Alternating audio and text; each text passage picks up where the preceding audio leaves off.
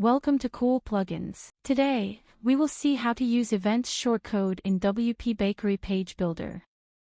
For this you need to install the event calendar and our plugin Events Shortcode Pro. Now create a new page under the Pages submenu. Click the WPBakery Page Builder button. Add the title and then go to Backend Editor.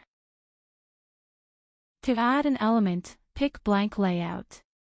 Then click the Events Calendar Shortcode tab.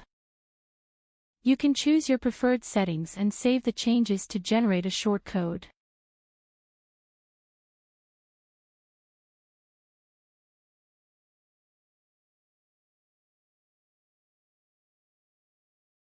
By default, the template list layout is Style 1. You can change it if you want.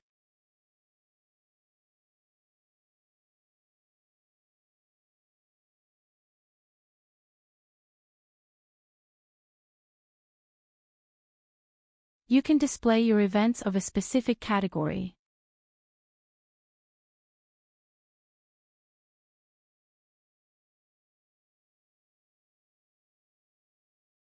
Thanks for watching this video.